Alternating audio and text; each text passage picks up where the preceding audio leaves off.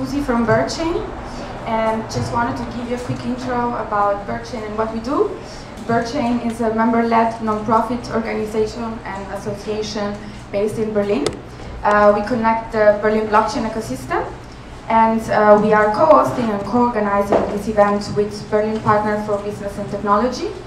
And here there's Jakob with me. And also, like, this event is supported and made possible as well with the help of Berlin Partner for Business and Technology, and the ICT Media Cluster, and BTC Eco, and Betahaus, who kindly is hosting us today, and VRBB. So just wanted to as well quickly give you an overview about the agenda today. We are going to talk about decentralization in the Metaverse, and if we can see the agenda is already here. So today we are going to start like in 5 minutes actually with a keynote from Sven Bakenet, co-founder and editor-in-chief of BTC Eco. We are going to have a coffee break, and then we will have the first panel discussion around decentralization in the Metaverse. As the speakers we have, as a panelist, we have Daoud Zofokar from License Rocks, and Jantine Derksen, Zoe Meckbach from Phala Network, and Alexandra Dinh from Blockrocket, and is going to be moderated by Gian Hammond from STYLE.Protocol. We have another coffee break, and then there's going to be a second panel around XR NFTs opportunities in a decentralized metaverse. Panel with Anna Franziska Markel from Yona AI, Frank Ann from Rayspace, Kirsten Gold, Simon Graf from For Real, and moderated by Laura Hirvi from VRBB. We will have another coffee break, so please help yourself. And at the end, please stay for the demo session from Studio Derksen. Thank you for being here today. And so let's dive into the content. I will hand on the mic to Jakob. Please welcome Jakob Zwiers from Berlin Partner on stage.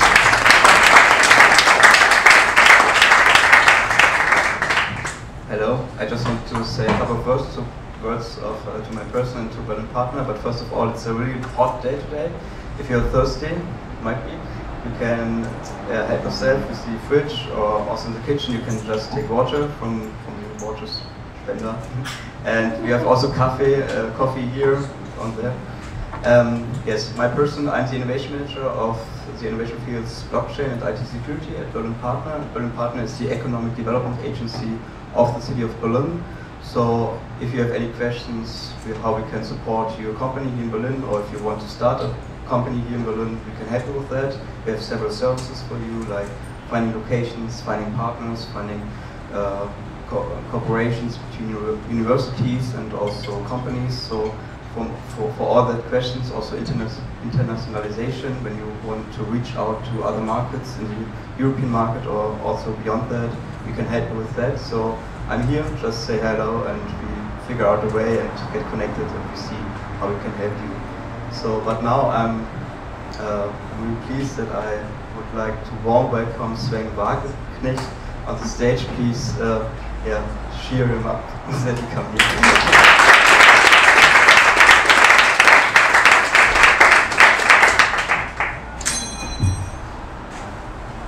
So thank you, Jakob, and now I'm looking forward to talk about the Metaverse beyond the hype. And therefore we have to look on the perception of this difficult and collective term, because so many things are connected to this term. Some are crypto related, like NFTs for example, and others are not, like the virtual reality. And most people think about the Metaverse when it comes to virtual reality. So when we read some articles in the news, for example, you will see an image like this.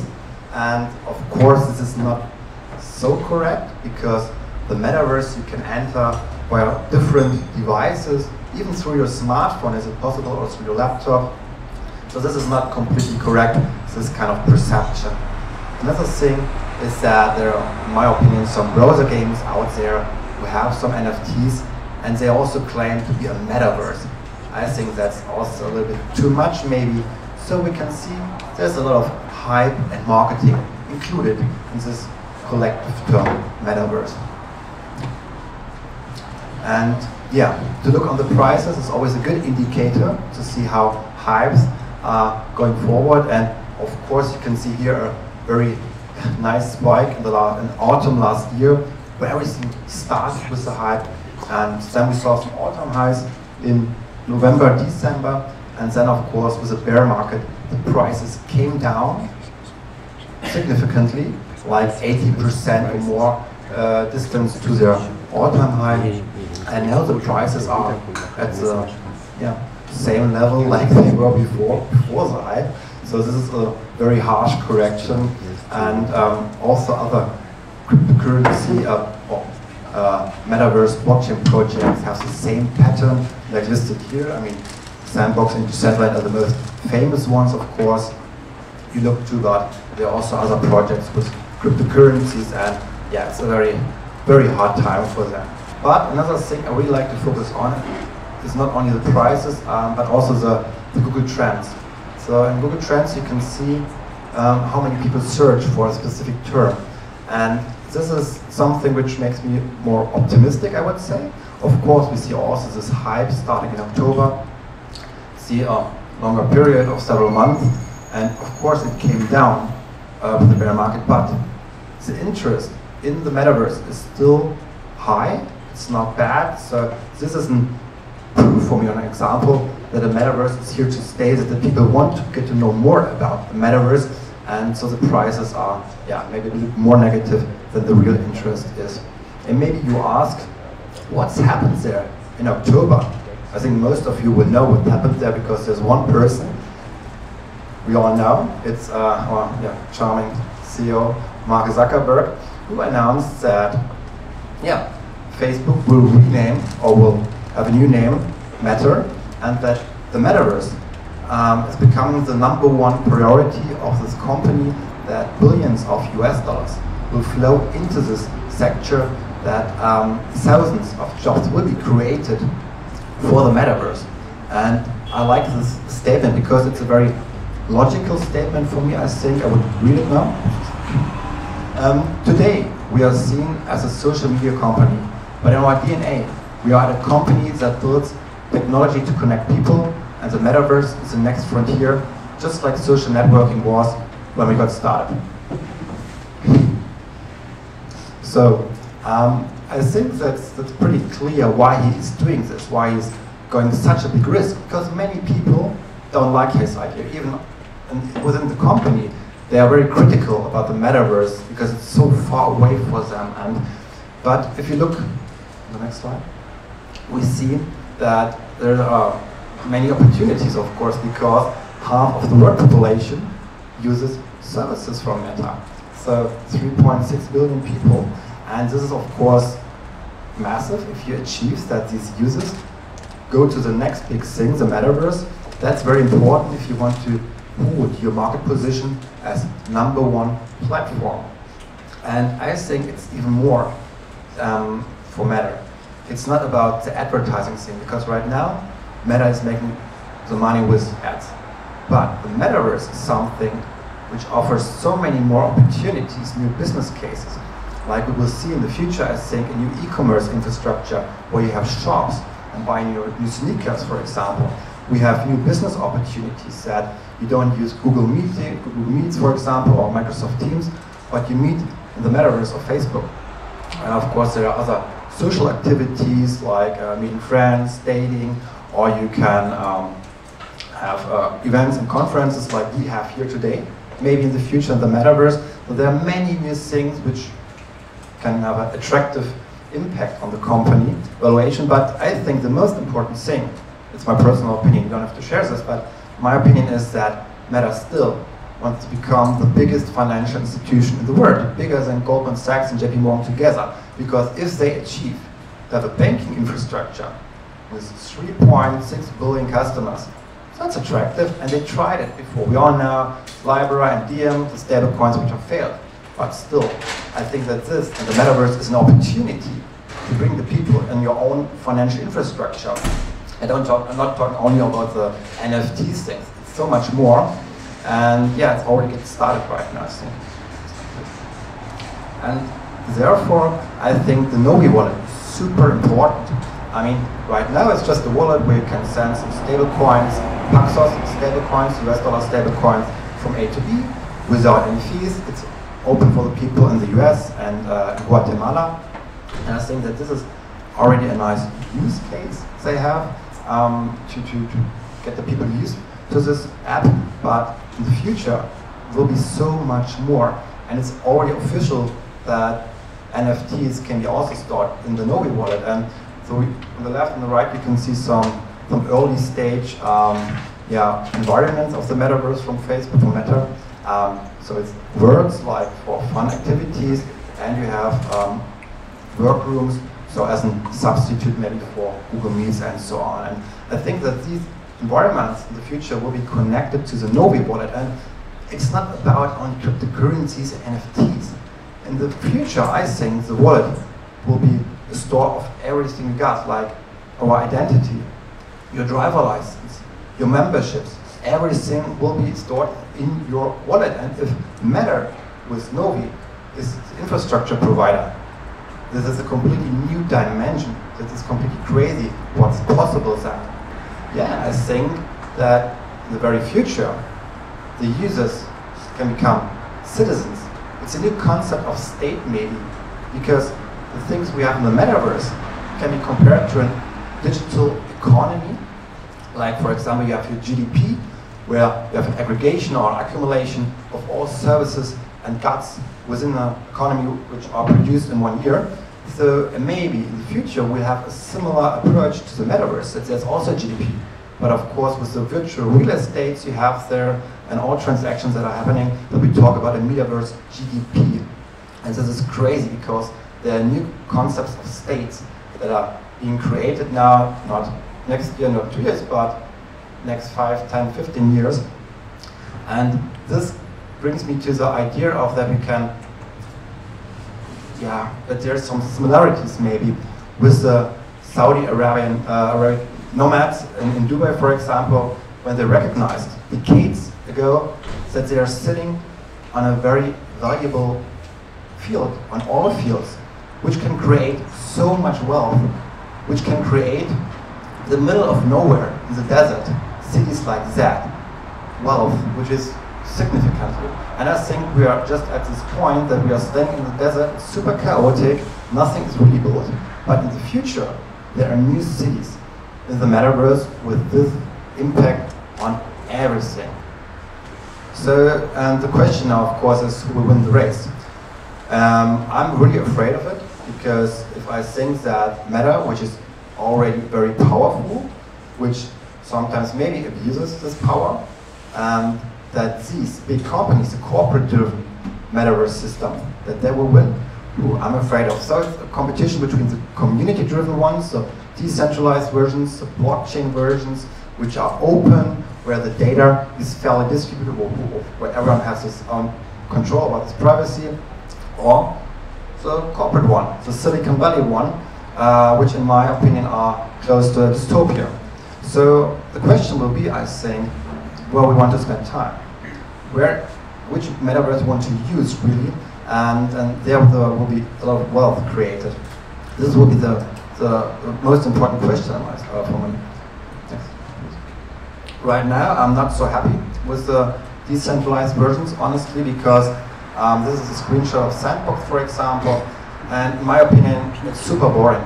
We tested it for 10 minutes in our editorial office to write an article about it, and after 10 minutes I was so bored because I think it looks horrible, the gameplay is not good. There are exclusive areas, only for the rich, which is against the blockchain narrative for me. And there are so many advertisement campaigns from big companies, like you can think that there are all the marketing interns from IKEA, Kaufland and other big brands, are building some things there for marketing reasons. And of course, you have many people who try to sell their NFTs there. It's like an NFT bazaar. And this is, for me, not a healthy community. It's not a place I want to spend time. So many things have to change. So there's a lot of work we have to do, but there's no alternative for me, because I don't want to live in a world where one company or even one person can have such a big power. So it's up to us to work really, really hard on the decentralized, fair Metaverse version. So yeah, let's do this together, and then I think we can have a nice future in the Metaverse. Thank you.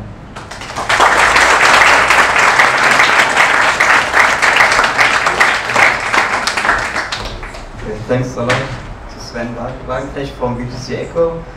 What we do right now is having a short coffee break to prepare the first panel. So yeah, help yourself with a coffee, and we see each other here again at 11. Hello.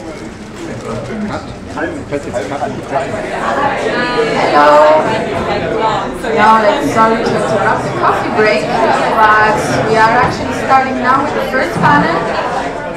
Which is about decentralization in the Metaverse, and we will have on stage Phala from Alexandra, and Jantine Derksen, Zoe Meckbach from Phala Network, Alexandra Dinh from Blockrocket, and moderated by Hammond from STYLE.Protocol. So please welcome on stage our panelists and moderators for this session, Decentralization in the Metaverse. Thank you.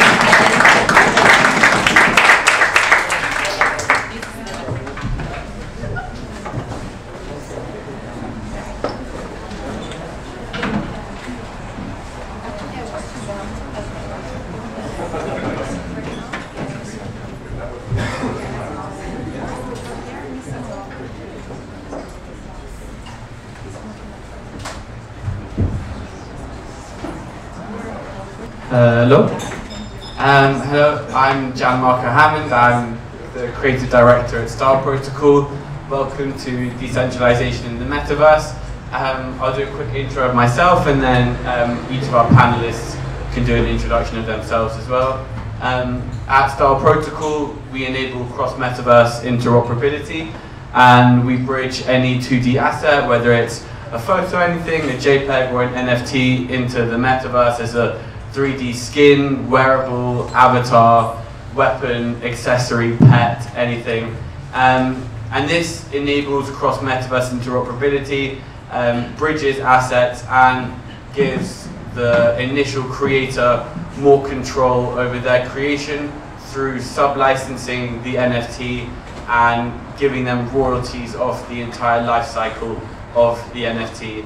And it's all about empowering the creator economy, up-and-coming creators, and I think if we go just starting from my left down to my right, so starting with Zoe, if you could give us a little explanation about what you do and your role, and yeah. Thank you. Hello everyone, I'm Zoe. I lead growth for Europe and North America for Phala Network. Phala Network provides a decentralized computation cloud. We are a parachain on Kusama as well as Polkadot, so very active in these ecosystems. And what's special about our cloud is that anyone can use it, anyone can participate, anyone can provide a service to it. But I think we can dive deeper into what's special about it also in the panel discussion. Thank you. Nice to be here. I don't know if this is on, by the way. Is this on? Yes. Yeah. Okay, good. Hello everyone, my name is Jantine Derksen. I'm a long-time blockchain enthusiast. I got introduced to Bitcoin in 2013 and then went down the rabbit hole. The past years I've been working for several protocols. I'm protocol agnostic, but the past years I've been working for proof of work, lately for our proof of stake network, setting up a local chapter here for the Tesla's blockchain, and now I'm working as an independent advisor and consultant in Web3/blockchain. Happy to be here. Hi everyone, I'm Alexandra, investment manager at Blockrocket. We are a young venture capital firm that invests in early stage blockchain startup globally. So if you are a blockchain startup looking for funding, you can reach out to me. Thank you. Hi, my name is my name is Daud Zulfikar. I'm one of the founders of Licensed Rux, and we believe that every creator in the world can monetize their IP by creating NFTs, and for that we created, like, on the one hand also a protocol, like how we can license different IP, but on the other hand we also have like an NFT white label solution that anyone can use, and you don't have to look for these rare developers out there. So I think that will lead me on to my first question, which will be for you, Daud.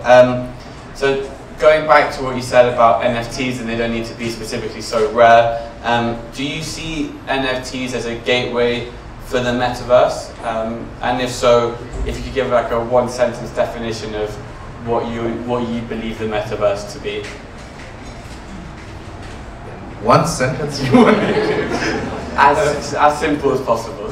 Yeah, well, I see it as an emerging virtual new reality where we have NFTs as building blocks for proving ownership, and cryptocurrencies as coming up with new business models on like micro service levels and micro payment options bringing along that you would need for having, I'm still with that one sentence by the way,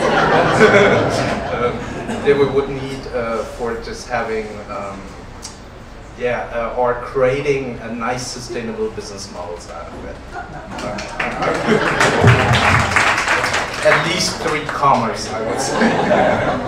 And so what role or what kind of impact will NFTs have in like, the development of the metaverse and in the development, as you said, they're the building blocks for it. So I know with Licensed Rux you do licensing with NFTs, and does that relate to the whole building block aspect of it, or is that something completely different? No, if I think about a brand, for instance, going into the metaverse, and if you then enter that virtual room, for instance, or you use any other immersive technology, you can prove that the creator, the brand itself, really published that virtual item that you could purchase. But maybe you can also lend it, or maybe you can also get it for free, but you have the option to always add ownership properties based on the situation, which I find is pretty sexy. I couldn't agree more. And so moving on, I'm sure we'll come back and forth between each panelist. Zoe, for example, and how would one like provide security to preserve privacy within the metaverse? And would this also be directly through the NFTs, or would that be through the infrastructure within it? Yeah, I mean, you can do it through several levels. We have Phala network provided definitely through the blockchain itself, right? But we do, I mean, I said already, like decentralized computation cloud. What's special about our chain is that we actually separate the consensus from the computation. So we have our blockchain where we use, where we manage all the transaction actually, but we have the serverless cloud, so we don't own any servers that actually provide the computation to the cloud. But anyone that follows requirements, specifically has a trusted execution environment, can join the cloud and provide computation power to the cloud. So we use, as I said, TEs, trusted execution environments, which is a specific requirement for the hardware, and with this we can execute all the transactions in a secure enclave. So if you host the Metaverse on our cloud service, you have this privacy preserving aspect actually integrated in our service that we provide. Cool, thank you. And so with a cloud server, for example, do you think if most metaverse companies or different metaverse companies all had a cloud server, that would enable interoperability more than the current infrastructure that there is now? Yes, I mean, if you look at what we are building right now, specifically in the blockchain Web3 world, right, everything should be open source, specifically the Metaverse code. And also to your question, what is the Metaverse? For me, I mean, there are a lot of different definitions, as you just tried to put it out. I think for me it's just more important that people understand what the infrastructure of the Metaverse is, and it should follow actually 3 three requirements. So first of all, who owns the content that is built, right? Specifically the owner, like the people that are building the land and they're building the content should be able to own it also through NFTs. The resource, the code should be open source, right? That's what we are building. And the infrastructure should be stable and serverless, so people, it should be not owned by any company. You heard the conversation from Sven about Meta, right? What's wrong about the Metaverse is that they own all the servers, right? At one point they can shut down the whole Metaverse. So in my opinion, this is not a real Metaverse. The Metaverse is the Metaverse that's built by the community, owned by the community, and can be also continued by them. So in that case, since we are building open source, in the Web2 space, there's still a lot of people that use Web2 services, such as centralized cloud services, GCP, AWS, and so on. That's actually what we want to replace. We want to give the people that are building dApps, that are building metaverses, the opportunity to build it fully decentralized and then use our cloud service. So, yes. Thank you. And that leads me on to one of my more general questions, which Jantine, I can ask you, for example. So, talking about decentralization, some people believe in pure decentralization of every single asset and complete transparency. And do you believe this is the way to achieve full transparency in this industry and to achieve like the actual success and the dream of the metaverse, or do you think that centralized companies like Meta will be at the forefront of these worlds? Well, I think what Zoe said is actually very important because going back to the definition of the metaverse, maybe in one sentence I would oversimplify it and just say, let's say the digital world would be the metaverse, because what it actually really contains, I think, is every digital interaction that we have. And you can also actually see that now our life, our offline life, is actually more and more intertwined with our digital life. And if I now go out on the street, I can just walk around and I can just be who I am. But if we will have our digital world based around centralized worlds, actually then there is not a permissionless system. It actually means that someone actually controls where I can be, how I can be, who I am, and maybe I cannot even know myself who I am, which is of course very scary. So what I think what is very important for the metaverse is that we do have this like public infrastructure, so this blockchain technology that, like what Zoe also said, that consists of this open source development that has a permissionless structure, so that actually everyone in this world is able to make use of the public infrastructure of the metaverse. And then coming back to your question, like who is going to win this, or I don't see it something like that. I do believe the same as in this world, if I now go to a private store, of course the rules are different than when I'm on the street, or if I'm going to a birthday party of someone. So yeah, maybe I want to go to the birthday party of Mark Zuckerberg, right? That can be. And then yeah, I will accept his conditions. But if I walk on the street of the metaverse, I don't want that. So I think that's the difference. I love that definition, for example, and it's such an interesting way to look at it about the more decentralized it gets, the more kind of self-expressive an individual one can be within these worlds. And I think, like, do you believe that like one's crypto wallet or personal ID will be someone's alter ego or someone's new pseudonym, and they can act whoever they want to be based on their crypto ID in these different worlds? Yeah, I think that's also a good question, because also I think what we should realize is that the technology is not there yet. We're really building, and the wallet, like being a signing device on the blockchain, I do not think it's the best way of identifying a person at the moment. It is maybe the way we now sign, so we now make sure that we are interacting. However, I do believe that in the field of self-sovereign identity, like to control and own your own data, a lot of projects are existing there that are actually really making this possible for you to own and control your identity. I do not think it will be through wallets necessarily, but that it's important and that we have to be aware that we have to use a system like that and not a system owned by any other company that is opaque. Yeah, that's for sure. Cool. And so moving on to Alexandra. So if we go back to the small topic of NFTs, so what are specific, being working at Blockrocket, we'll start off with the basics. So what are the certain requirements necessarily for investing in an NFT company or a company that's trying to move into the metaverse? Are there certain criteria that they need to meet, or are you looking at companies that kind of stray away from the criteria and are completely different? So we invest in early stage startups. So I mean NFT or Metaverse startup, they're still like an early stage startup for us. And I think what matters the most is the team. Like what is the idea behind the business model, and will it work long term? Because so we see all over the world, they just have different investment strategy. Some people, they like to participate in get risky money, and I would is to say that Axie Infinity, in my point of view, would be something that's not sustainable long term just because people don't enjoy playing it. So even if you have those NFT, I'm just not sure how long it sustain. For us, for a blockchain or NFT metaverse startup to sustain in the first place, is that it needs to have something that can stick in the long term, that people generally enjoy interacting or using that NFT, right? So the use cases need to make sense. And the founders must be someone that we trust in terms of personality. Like, are they an honest, driven people who want to do good for the community, or they just want to get rich? So what kind of founders are they? So that really matters. And so recently, for example, we invest in a gaming startup called Elite Games, and the founder has been the CEO of GameForge, one of the most popular gaming companies in Germany for 20 years.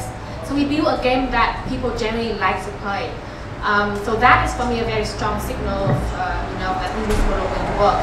And then they just integrate the NFT as in like, it's quite natural to have an NFT because in the gaming community in the past, if you play like racing games or like you need some kind of like weapons or the arms, the cars, and that has been out there in the market, but it has been difficult for you to resell it as a seller. So now with NFT, it's just so much easier because you have a token and you have NFT. It's easy to transfer, and that's also why I really like STYLE.Protocol, for example, in my opinion, because you have to connect different metaverses. So if I have an identity on a metaverse, I don't have to keep buying stuff.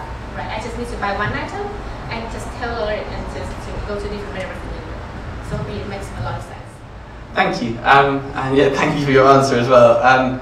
It's the two words that keep coming back to me when talking about NFTs are utility and well, the main word is utility. And like I like what you said there about Axie Infinity not necessarily being a game where people want to play, because like the use case of the NFTs don't really match up. And are there any other play-to-earn games that you think are kind of emerging that have more NFT use case, that are more fun to play and that are kind of getting a wider response? I know Axie Infinity has taken a bit of a drop recently, and yeah, do you see any other play-to-earn games coming through? Yeah, so like I say, we're actually looking increasingly more into gaming companies, because gaming companies are part of the metaverse, right? They're building the metaverse. So the one that I just talked about, Elite Games, that we recently closed investment in, is the one that I think people generally love to play just because the founder has 20 years already in the gaming industry, the traditional one. So he builds games that people love to play. So, and then if I see other use cases, I'll let you know. But yeah, please. Zoe, so could you tell us a bit more about Phala World, for example? I think this, talking about gaming, runs on pretty smoothly. So from what I understand, it's just a brief understanding, it's a gamification layer for the Phala community. Yeah, that's correct. So Phala World is actually our first use case, as you just said, for the Phala community, built on our own cloud Phala network called Phala World. And you just asked about play to earn. We actually provide play to build. So we encourage people to build their own metaverse and to build and use their avatars in their own world. So Phala World just launched this week. We actually have an official demo this afternoon if you guys are interested. Come to speak to me later on. And what we actually do with Phala World, we provide, it's actually the first use case integrating soul-bound NFTs that Vitalik talked about. So you can create an avatar based on your on-chain as well as off-chain identity, which means like your Twitter account, your GitHub contribution, as well as all your staking contribution on the Phala network. And by this, we then create like a shell NFT for you, and you get like a different ranking based on your activity. And this ranking you can then use in Phala World in the game that we are still developing. But talking about interoperability, this is an SDK that we are building, so all this whole gamification of the minting process of the own NFT is also being able to be used in other metaverses then. That's so cool, and I've heard play to earn, play to wear, and that's one of the first times I've heard play to build. And with the play to build ecosystem, is that encourage people to build within the Phala world, or to go out and start something on their own as well? Both, yeah, on their own as well. As I just said, we're building an SDK, so that's like modular and everyone can use it in the end. I talked about the Polkadot ecosystem. So our network is built on Substrate, on the Substrate framework. This SDK that we are building should be a substrate for metaverses. And we are partnering with Remark, one of the biggest NFT developers and marketplace in the Polkadot ecosystem. So we are using their NFT 2.0 mechanism that makes it also able to actually move the NFTs or all the NFTs that we are using in Phala world also to different worlds as well. Wow. And we are talking with STYLE.Protocol how to integrate you guys as well. Yeah, but I mean we can help with that for sure. And Daud, for example. So what kind of so we talked a lot about NFTs and ownership and the finance side of it and security as well, and like so with play to build or with these different ecosystems, do you believe that the ownership, just the ownership itself in the metaverse will be so how will ownership look like in the metaverse? Well, as I stated in the beginning, I think it will depend on the situation you're in. So imagine you're moving somewhere in a virtual reality and you're trying to take something, then maybe that's fine for the owner, but maybe it's not, and then there will be probably some kind of information layer depending on the situation that you're in that tells you what kind of ownership is behind that. Because if you see an item, maybe you like that item, you want to see who created it, that's another ownership information. Then someone who wants to buy maybe a fashion item for a special event and wants to see if anyone else already purchased that fashion item or wore it actually on a similar event or something like that. So it's a lot of different information that you can put in there, and depending on the situation, you need different information layers considering the ownership depending on the situation. That would be the ideal situation. And are these different layers, would they be programmed within the smart contract of the NFT, or would this be built up through the blockchain or the company itself? It always depends on the use case. I would never ever say you have to do everything decentralized. And I believe also in something like progressive decentralization, because what we are building right now is something new. And if you think about startups, if they are building something new, they always pivot. Yeah, and if you do everything in the beginning totally decentralized and put all the rules that you can't change them in a way and don't have like a nice governance system to it, then it gets complicated. And we tend in that space to make everything super complicated.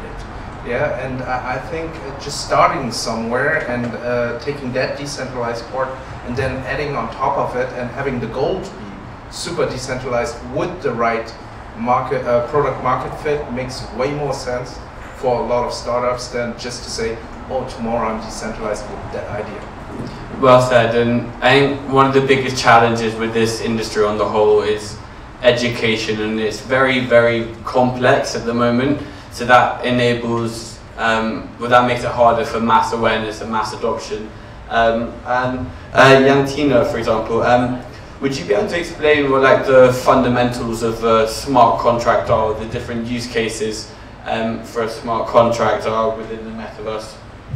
Yeah, I think if you're talking about smart contracts, I mean, the analogy that I didn't come up with, I think it's Nick Szabo that coined actually the term smart contracts, is that they implement a business logic like a vending machine, right? Like if you are wanting to get a soda, you have to, like a certain soda, you have to maybe press certain buttons, you have to put in the amount of money, and then you get what you want.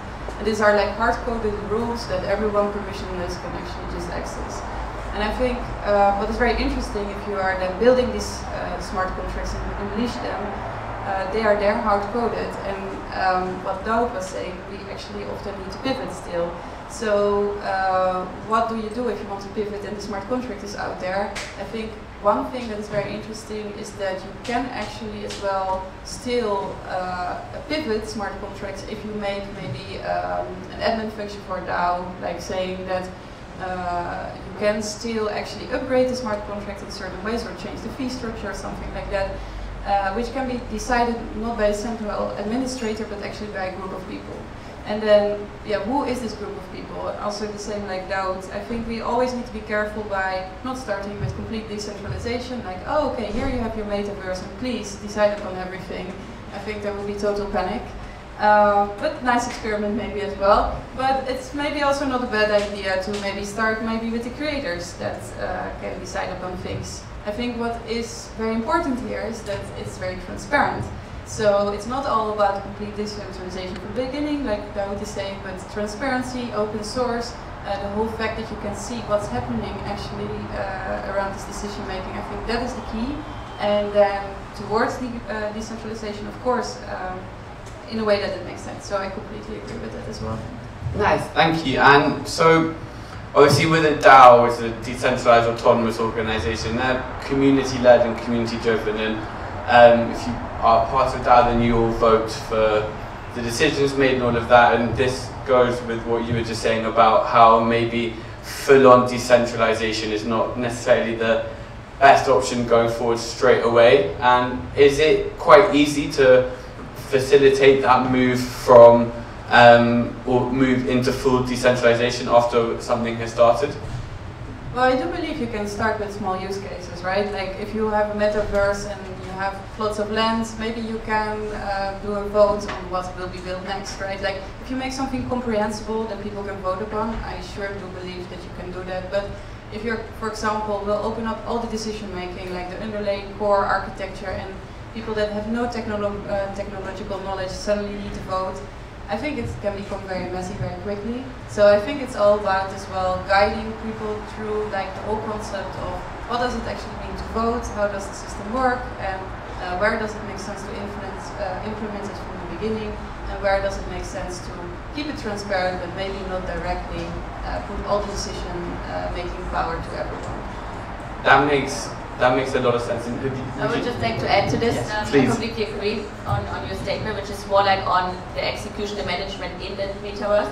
But I just want to underline again that the infrastructure of the metaverse itself should be completely decentralized. Otherwise, it's not a metaverse. So I think we agree on this point, right? Cool. I mean, I was researching the other day and I saw that Meta were taking 47.5% of whatever creators upload onto the platform, and like that blew my mind. And if you are building a metaverse, like you want it to be decentralized, and that is what people aim for and hope for when they roam around these worlds. And if you, as the entity which started this world, are charging people 47.5% to upload content onto it, that blows my mind, and I think it just seems so impractical. And so yeah, Tina, going back to you, because I liked how you ended that point, goes on to this. So other than, say, the pure decentralization and the voting, what other challenges come with decentralization in the metaverse? Well, I think also what Zoe was saying, I think it's very important to make sure that the underlying infrastructure of the metaverse itself is decentralized. And there, I think we still always have challenges. We are still having competing protocols. I think we still need to think about how are we making sure that we are not letting these protocol wars, for example, have again a divided metaverse. I think it's very important to think whether it's interoperability or whether it's actually just making sure that everything like stays open source in the way that protocols can maybe live next to each other, but not in a way that because what I also often see in the blockchain world is that there's a lot of infighting, and that a lot of projects are trying to prove to each other why they're better than the other. But I think what we really need to focus upon when we're talking about decentralization is that there is a very big centralized world out there, and they, of course, like when there are big corporations, they have their nose in the same direction. And what I really would like is that we, like, beyond which protocol you're building upon, that we're also saying, okay, how can we move together forward without trying to tell why you're better than your other competitor, because we're in the same boat, actually. I think that's so important, and like, as I said earlier, education is very important, and collaboration is also very important. And I think with this industry, it's about putting heads together and coming up with the best solution for everyone going forward, instead of, as you said, fighting about the little things and trying to prove who the dominant player is in the market. And I think this leads me on to Alexandra. And so, being at Blockrocket, and as Jantine was just saying about centralized companies, and just out of curiosity, being an investor in that realm, do you ever invest or work with centralized companies, or are you mainly focusing on the kind of decentralized NFT metaverse space at the moment?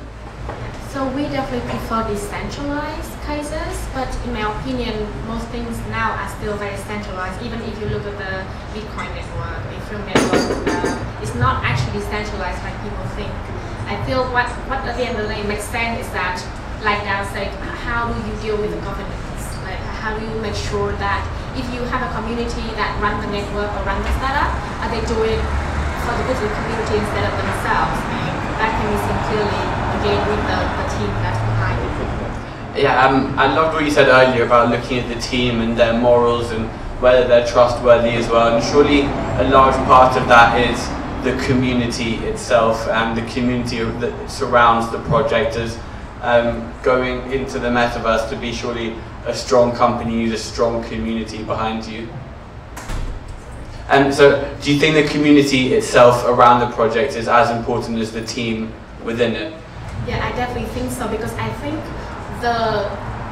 you attract the same person. So if you have a good team, they will definitely attract the same community. And I would say that the NFT community say a lot about itself. Like, I think the community, like, there are so many different DAOs or different NFT community out there. And I think the reason why people like to be part of an NFT community is because they see that the goals of the community align themselves. Like, if you participate in an art NFT organization, then probably you align with that value, or you want to do some charity, whatever. Said many kind of use cases out there, even music NFT, for example. So yeah, I would definitely say that the community, like if as an investor, we also want to look at the activities that are happening in there to see if we can sustain.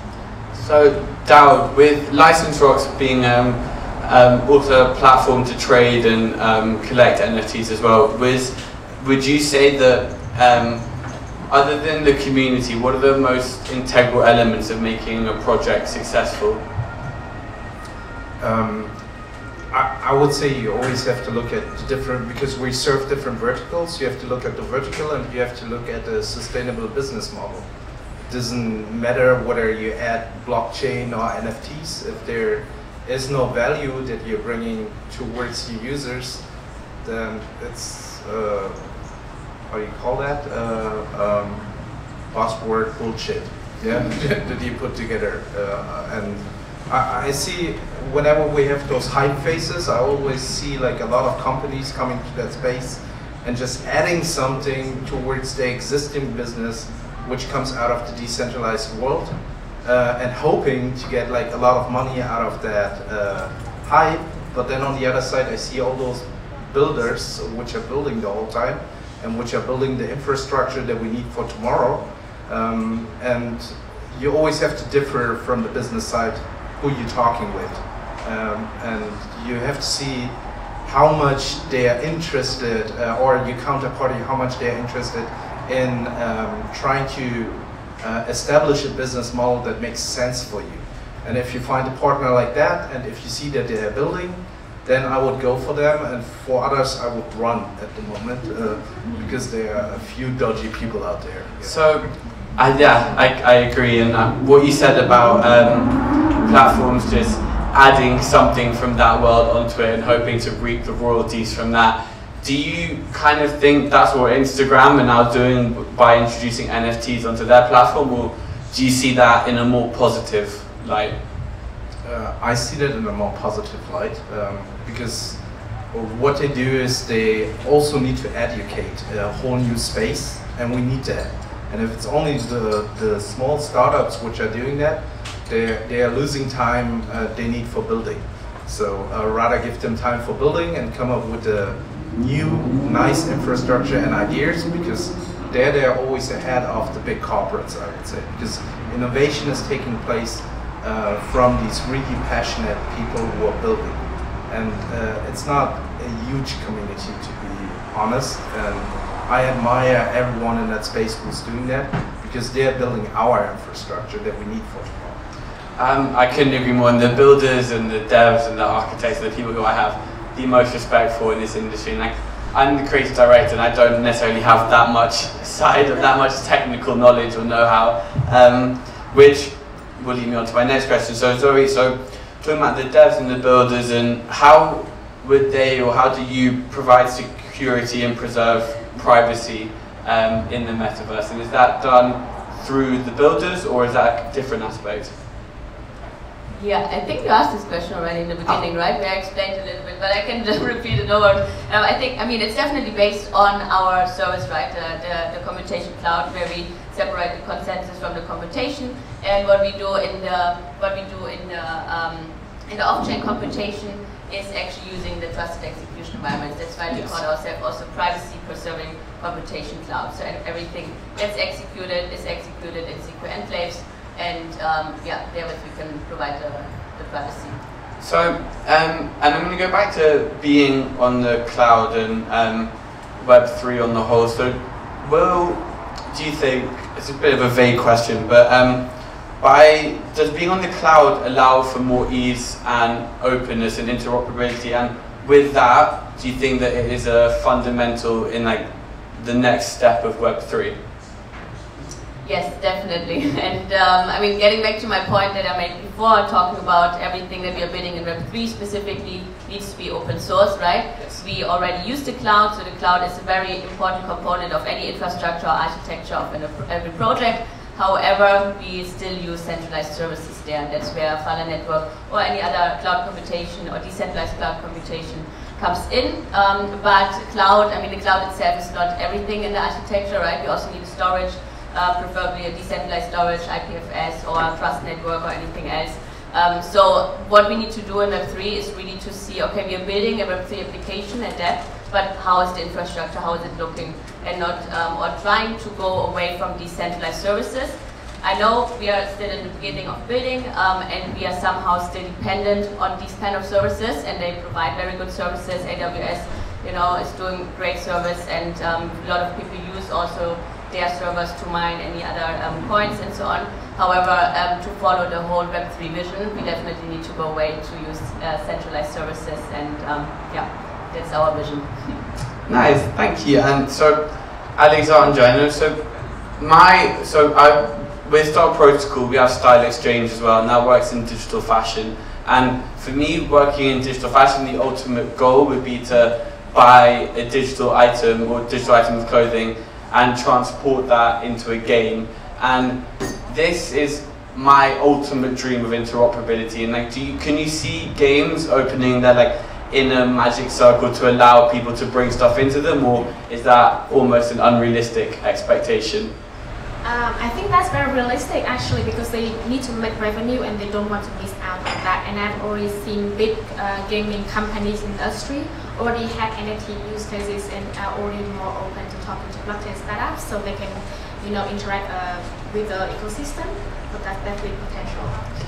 I was doing research the other day, and I mean, 60% of Americans spend $30 a month just on skins, and that stat blows my mind. And considering that like Gen Z are obviously the biggest generation of gamers, but like the gaming industry is going to explode. So surely like gaming and obviously play to build and play to earn games, they're all parts of this ecosystem that will make it grow so much more.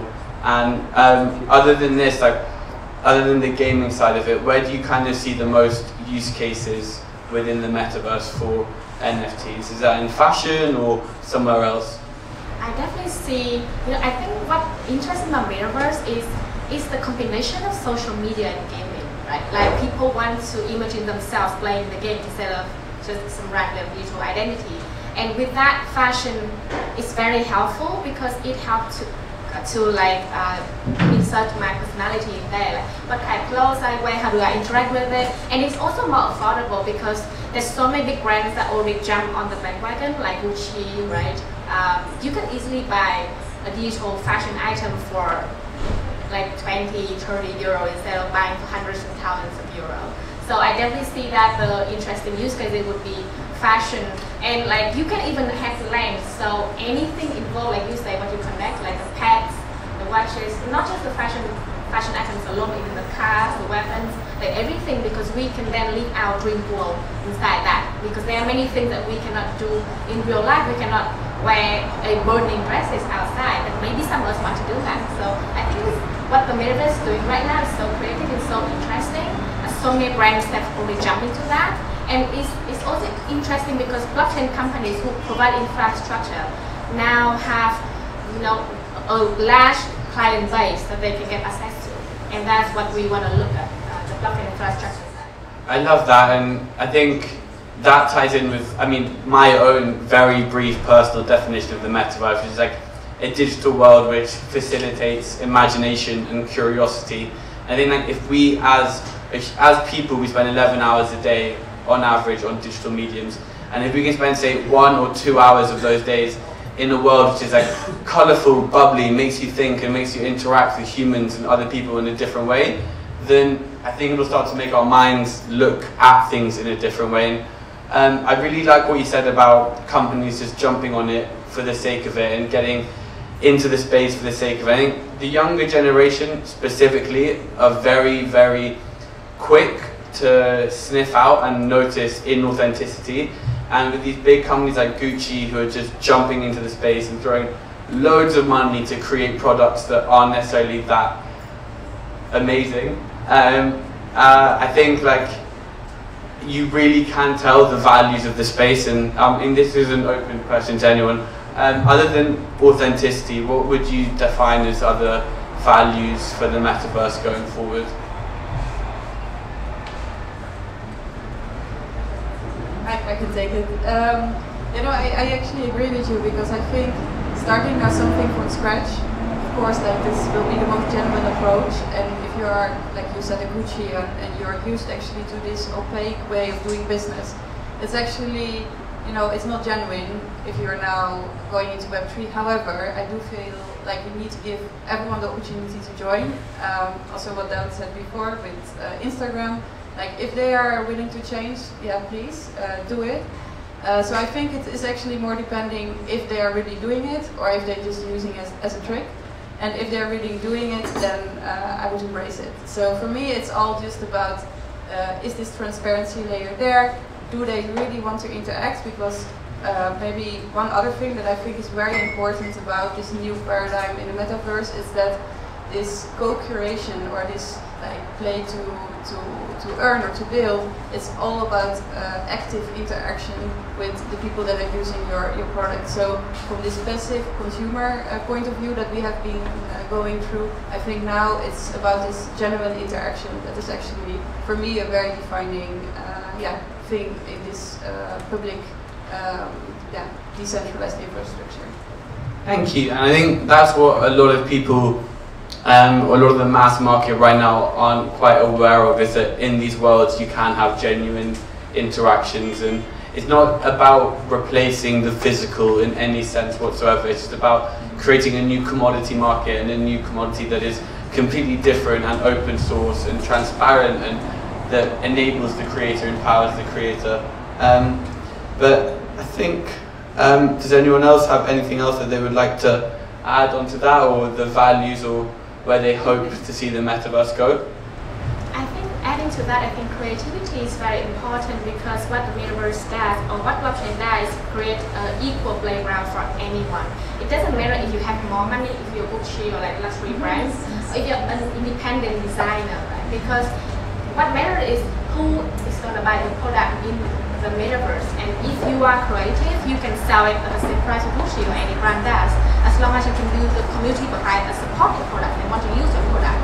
So as long as there are activities behind, community feel engaged, they want to buy the product, then it doesn't matter like who sells it. Yeah, I completely agree. I just would like to add that, I mean, we talked shortly about education, right? For me, the most important thing is that people understand what value the Metaverse actually brings and how it's different to a regular 2D or whatever game, which is again coming back to the infrastructure, the people that they can own, everything, and also shortly to like the Instagram post or the statement. I not completely disagree, but again, here it's very important for me, or it's a very good use case for mainstream, right? Having people, users of Instagram already using NFTs.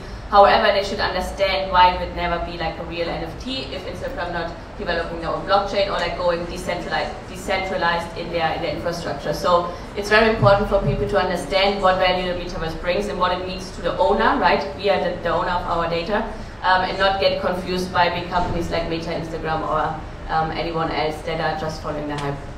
Well said, and I think it's probably time to wrap it up and say thank you to Stefania for the opportunity and for having us all on stage, and thank you Zoe, Jantine, Alexandra and Daud for coming and for sharing your wonderful insights, and yeah, thank you everyone for coming as well.